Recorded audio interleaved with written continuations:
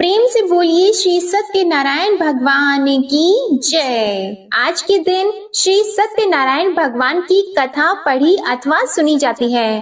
तो आइए आज आपको सुनाते हैं श्री सत्यनारायण भगवान की संपूर्ण व्रत कथा और आरती। एक समय नैमिषारण्य तीर्थ में शौनक आदि 88,000 ऋषियों ने श्री सूत जी से पूछा, हे प्रभु, इस कलयुग में वेद विद्या रहित मनुष्यों को प्रभु भक्ति किस प्रकार मिलेगी और उनका उद्धार कैसे होगा। इसलिए हे मुनि श्रेष्ठ, कोई ऐसा तप कहिए जिससे थोड़े समय में पुण्य प्राप्त हो जाए तथा मनोवांछित फल मिले। वह कथा सुनने की हमारी बहुत इच्छा है। सर्वशास्त्र ज्ञाता श्री सूत जी बोले, हे वैष्णवों में पूज्य, आप सबने प्राणियों के हित की बात पूछी है। अब मैं उस श्रेष्ठ व्रत को आप लोगों से कहूँगा जिस व्रत को नारद जी ने लक्ष्मी नारायण जी से पूछा था और लक्ष्मीपति ने मुनि श्रेष्ठ नारद जी से कहा था। सो ध्यान से सुनिए। एक समय योगी राज नारद जी दूसरों के हित की इच्छा से अनेक लोकों में घूमते हुए मृत्यु लोक में आ पहुँचे। यहाँ अनेक योनियों में जन्मे हुए प्राय सभी मनुष्यों को अपने कर्मों द्वारा अनेकों दुखों से पीड़ित देखकर सोचा, किस यत्न के करने से निश्चय ही प्राणियों के दुखों का नाश हो सकेगा। ऐसा मन में सोचकर विष्णु लोक को चले गए।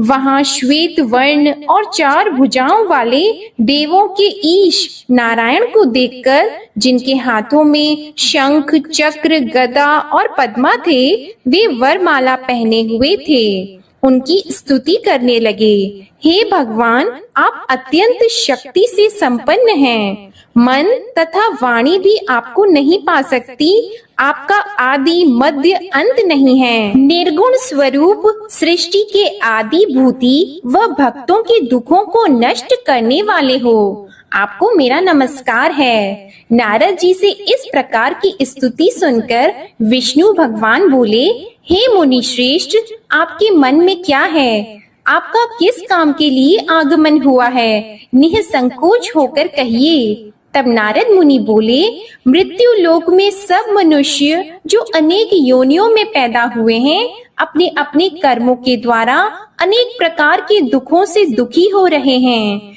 हे नाथ, मुझ पर दया रखते हो तो बताइए कि उन मनुष्यों के सब दुख थोड़े से ही प्रयत्न से कैसे दूर हो सकते हैं। हे नारद, मनुष्यों की भलाई के लिए तुमने बहुत अच्छी बात पूछी है। जिस काम के करने से मनुष्य मोह से छूट जाता है, वह मैं कहता हूँ, सुनो। बहुत पुण्य देने वाला स्वर्ग तथा मृत्यु लोक दोनों में दुर्लभ एक उत्तम व्रत है।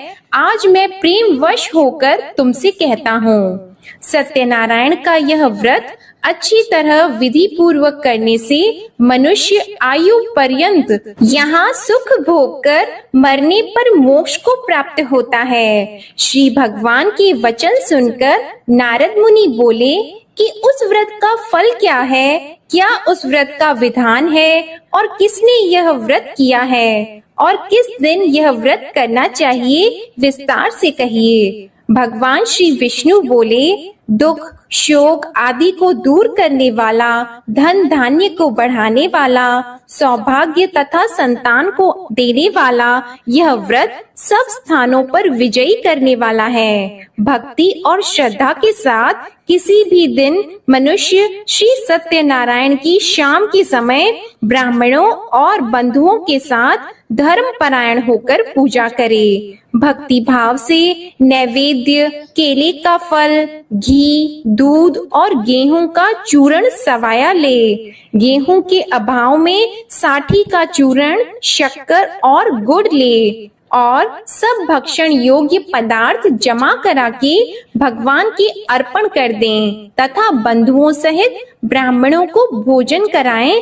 इसके पश्चात स्वयं भी भोजन करें। नृत्य गीत आदि का आचरण करके भगवान सत्यनारायण का स्मरण करते हुए समय व्यतीत करे। इस तरह व्रत करने पर मनुष्यों की सभी इच्छा निश्चय ही पूरी होती है। विशेषकर कली काल में भूमि पर यही मोक्ष का सरल उपाय है। इसके प्रसंग में सूत जी बोले, हे ऋषियों, जिसने पहले समय में इस व्रत को किया है उसका इतिहास कहता हूँ, ध्यान से सुनो। सुंदर काशीपुरी नगरी में एक अत्यंत निर्धन ब्राह्मण रहता था। वह भूख और प्यास से बेचैन हुआ नित्य पृथ्वी पर घूमता था।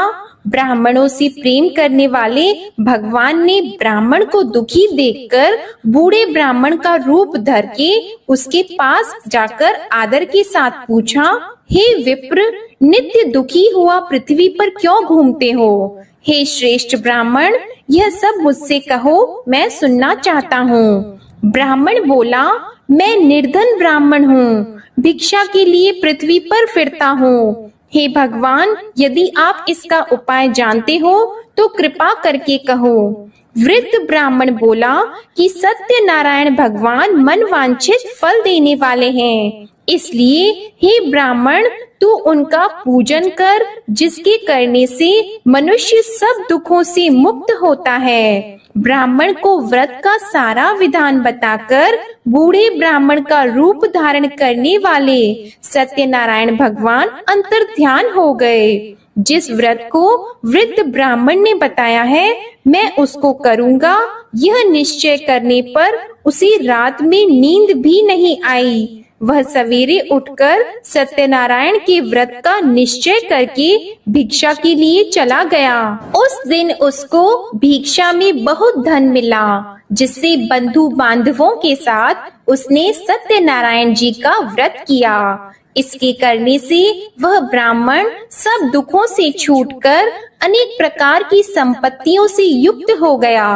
उस समय से वह ब्राह्मण हर मास व्रत करने लगा। इस तरह सत्यनारायण भगवान के व्रत को जो करेगा वह सब पापों से छूटकर मोक्ष को प्राप्त होगा।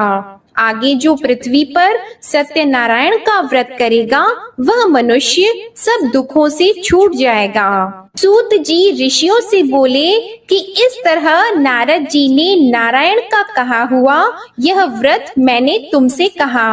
हे विप्रो, मैं अब और क्या कहूँ? तब ऋषि बोले, हे मुनीश्वर, संसार में इस ब्राह्मण से सुनकर किस किसने इस व्रत को किया, हम वह सब भी सुनना चाहते हैं। इसके लिए हमारे मन में बहुत श्रद्धा है। सूत जी बोले, हे मुनियों, जिसने इस व्रत को किया है वह सब सुनो। एक समय एक ब्राह्मण धन और ऐश्वर्य के अनुसार बंधु बांधवों के साथ व्रत करने को तैयार हुआ। उसी समय एक लकड़ी बेचने वाला बूढ़ा आदमी आया और बाहर लकड़ियों को रखकर ब्राह्मण के मकान में गया। प्यास से दुखी लकड़हारा उनको व्रत करते देखकर ब्राह्मण को नमस्कार करके कहने लगा कि आप यह क्या कर रहे हैं और इसके करने से क्या फल मिलता है, कृपा करके मुझसे कहिए। ब्राह्मण ने कहा, सब मनोकामनाओं को पूरा करने वाला यह सत्यनारायण भगवान का व्रत है। इसकी ही कृपा से मेरे यहाँ धन धान्य आदि की वृद्धि हुई है। ब्राह्मण से इस व्रत के बारे में जानकर लकड़हारा बहुत प्रसन्न हुआ। चरण अमृत लेकर और प्रसाद खाने के बाद अपने घर को गया। लकड़हारे ने अपने मन में इस प्रकार का संकल्प किया कि आज गांव में लकड़ी बेचने से जो धन मिलेगा उसी से सत्यनारायण देव का उत्तम व्रत करूंगा। यह मन में विचार करके वह बूढ़ा आदमी लकड़ियां अपने सिर पर रखकर जिस नगर में धनवान लोग रहते थे वह ऐसे सुंदर नगर में गया। उस दिन वहां पर उसे उन लकड़ियों का दाम पहले दिनों से चौगुना मिला। तब वह बूढ़ा लकड़हारा दाम लेकर और अति प्रसन्न होकर पक्के केले की फली, शक्कर, घी, दूध, दही और गेहूं का चूर्ण इत्यादि सत्यनारायण भगवान के व्रत की कुल सामग्रियों को लेकर अपने घर गया। फिर उसने अपने भाइयों को बुलाकर विधि के साथ भगवान जी का पूजन और व्रत किया। उस व्रत के प्रभाव से वह बूढ़ा लकड़हारा धन पुत्र आदि से युक्त हुआ और संसार के समस्त सुख भोग कर वैकुंठ को चला गया। श्री सूत जी बोलते हैं कि हे श्रेष्ठ मुनियों, अब आगे की कथा कहता हूँ, सुनो। पहले समय में उल्का मुख नाम का एक बुद्धिमान राजा था। वह सत्य वक्ता और जितेंद्रिय था। प्रतिदिन देव स्थानों पर जाता तथा गरीबों को धन देकर उनके कष्ट दूर करता था। उसकी पत्नी कमल के समान मुख वाली और सती साध्वी थी। भद्रशीला नदी के तट पर उन दोनों ने श्री सत्यनारायण भगवान का व्रत किया। उस समय में वहां एक साधु वैश्य आया। उसके पास व्यापार के लिए बहुत सा धन था। वह नाव को किनारे पर ठहराकर राजा के पास आ गया और राजा को व्रत करते हुए देखकर विनय के साथ पूछने लगा, हे राजन, भक्ति युक्त चित्त से यह आप क्या कर रहे हैं? मेरी सुनने की इच्छा है, सो आप यह मुझे बताइए। राजा बोला, हे साधु, अपने बांधवों के साथ पुत्र आदि की प्राप्ति के लिए महाशक्तिवान सत्यनारायण भगवान का व्रत व पूजन किया जा रहा है। राजा के वचन सुनकर साधु आदर से बोला, हे राजन, मुझसे इसका सब विधान कहो। मैं भी आपके कथन अनुसार इस व्रत को करूंगा। मेरे भी कोई संतान नहीं है और इससे निश्चय ही हो जाएगी। राजा से सब विधान सुनकर व्यापार से निवृत्त हो वह आनंद के साथ घर गया। साधु ने अपनी स्त्री से संतान देने वाले उस व्रत का समाचार सुनाया और कहा कि जब मेरे संतान होगी तब मैं इस व्रत को करूंगा। साधु ने ऐसे वचन अपनी स्त्री लीलावती से कहे। एक दिन उसकी स्त्री लीलावती पति के साथ आनंदित होकर सांसारिक धर्म में प्रवृत्त होकर सत्यनारायण भगवान की कृपा से गर्भवती हो गई तथा 10वें महीने में उसके एक सुंदर कन्या का जन्म हुआ। दिनों दिन वह इस तरह बढ़ने लगी जैसे शुक्ल पक्ष का चंद्रमा बढ़ता है। कन्या का नाम कलावती रखा गया। तब लीलावती ने मीठे शब्दों में अपने पति से कहा कि जो आपने संकल्प किया था भगवान का व्रत करूंगा, अब आप उसे करिए। साधु बोला, हे प्रिय, इसके विवाह पर करूंगा। इस प्रकार अपनी पत्नी को आश्वासन देकर वह नगर को गया। कलावती पितृगृह में वृद्धि को प्राप्त हो गई। साधु ने जब नगर में सखियों के साथ अपनी पुत्री को देखा तो तुरंत दूत को बुलाकर कहा कि पुत्री के वास्ते कोई सुयोग्य वर देखिए। साधु की आज्ञा पाकर दूत कंचन नगर पहुंचा और वहां पर बड़ी खोज और देखभाल कर लड़की के लिए सुयोग्य वाणिक पुत्र को ले आया। उस सुयोग्य लड़के को देखकर साधु ने अपने बंधु बांधवों सहित प्रसन्न चित्त अपनी पुत्री का विवाह उसके साथ कर दिया। किंतु दुर्भाग्य से विवाह के समय भी उस व्रत को करना भूल गया। तब श्री भगवान क्रोधित हो गए और श्राप दिया कि तुम्हें दारुण दुख प्राप्त होगा।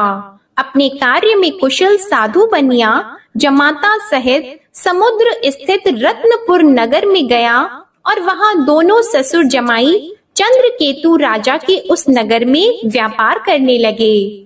एक रोज भगवान सत्यनारायण की माया से प्रेरित कोई चोर राजा का धन चुराकर भागा जा रहा था, किंतु राजा के दूतों को आता देखकर चोर ने घबराकर भागते हुए राजा के धन को वहीं चुपचाप रख दिया जहां वो ससुर जमाई ठहरे हुए थे।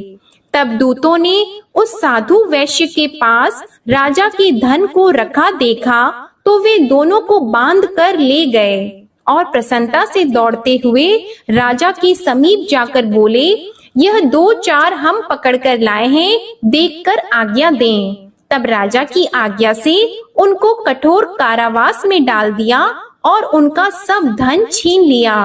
सत्यनारायण भगवान के श्राप द्वारा उनकी पत्नी भी घर पर बहुत दुखी हुई और घर पर जो धन रखा था चोर चुरा कर ले गए। शारीरिक व मानसिक पीड़ा तथा भूख प्यास से अति दुखित होकर अन्न की चिंता में कलावती एक ब्राह्मण के घर गई। वहां उसने सत्यनारायण भगवान का व्रत होते देखा, फिर कथा सुनी तथा प्रसाद ग्रहण करके रात को घर आई। माता ने कलावती से कहा, हे पुत्री, अब तक कहाँ रह गई थी? वह तेरे मन में क्या है?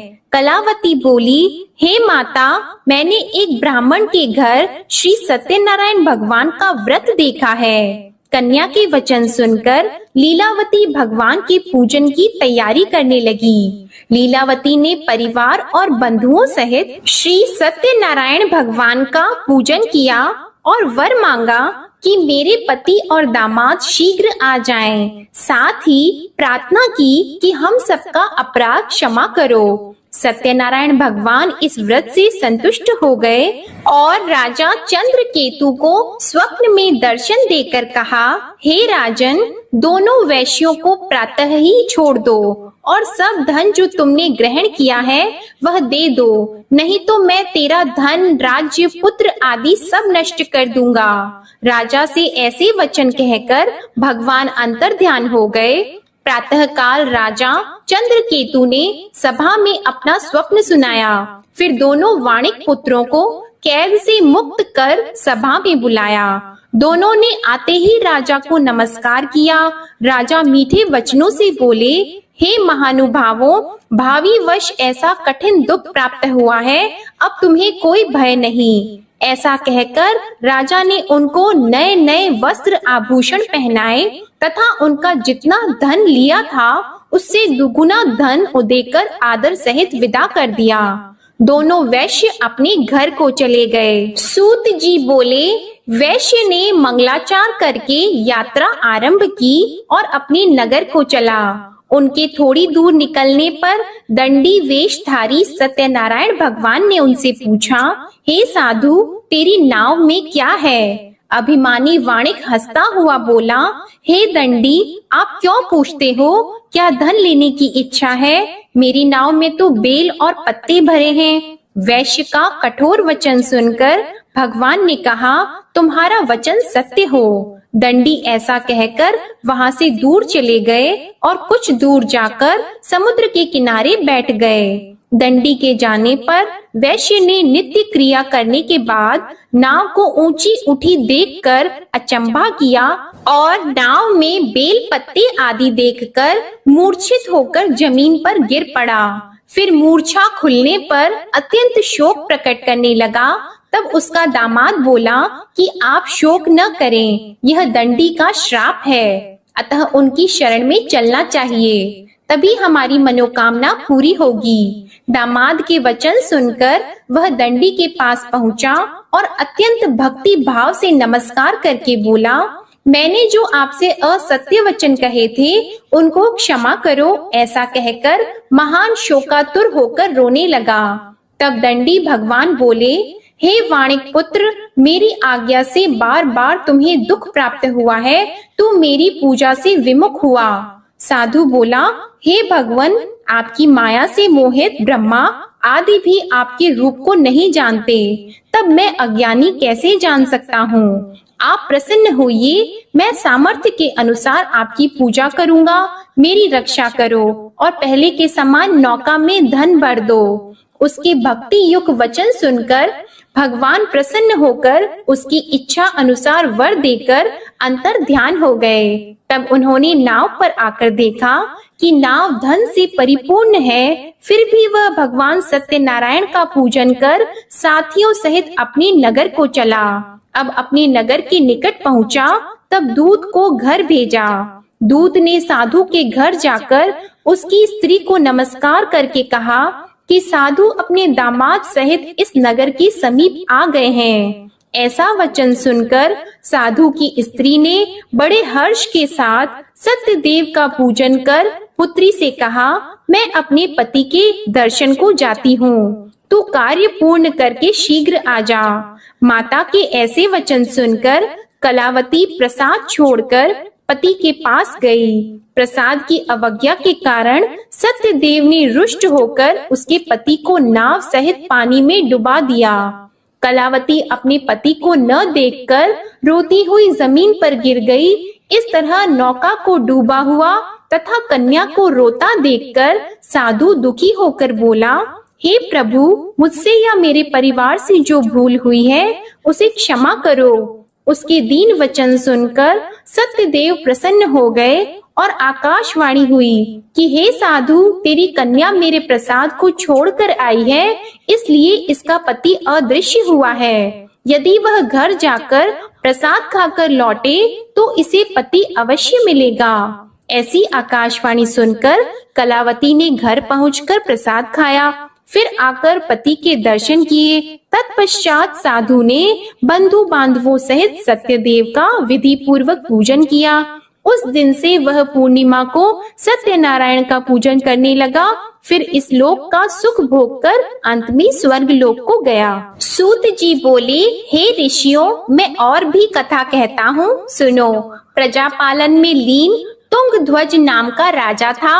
उसने भी भगवान का प्रसाद त्याग कर बहुत दुख पाया। एक समय वन में जाकर वन्य पशुओं को मारकर बड़ के पेड़ के नीचे आया। वहां उसने ग्वालों को भक्ति भाव से बांधवों सहित सत्यनारायण जी का पूजन करते देखा। राजा देखकर भी अभिमानवश वहां नहीं गया और न ही पूजन किया या नमस्कार किया। जब ग्वालों ने भगवान का प्रसाद उसके सामने रखा तो वह प्रसाद को त्याग कर अपनी सुंदर नगरी को चला गया। वहां उसने अपना सब कुछ नष्ट पाया तो वह जान गया कि यह सब भगवान ने किया है। तब वह विश्वास करके ग्वालों के समीप गया और विधि पूर्वक पूजन करके प्रसाद खाया तो सत्यदेव भगवान की कृपा से पहले जैसा था वैसा ही हो गया।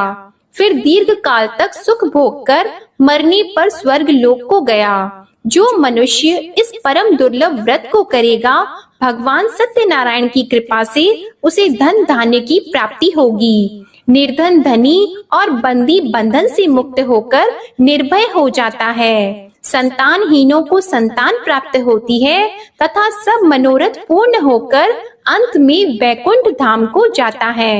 यह सत्य है। श्री सूत जी कहते हैं कि ब्राह्मणों, आपको मैंने सत्यनारायण व्रत की यह पावन कथा सुनाई है। इस व्रत का पालन करके मनुष्य सभी दुखों से मुक्त हो जाता है। विशेषतः कलयुग में श्री सत्यनारायण की पूजा महान फल देने वाली है। इन देवता को कोई सत्यनारायण कहते हैं और कोई सत्यदेव कहते हैं। अनेक रूपों में श्री सत्यनारायण भगवान सभी के मनोरथों को पूर्ण करते हैं। ये सनातन सत्यदेव कलयुग में सत्य व्रत के रूप में अवतरित होंगे।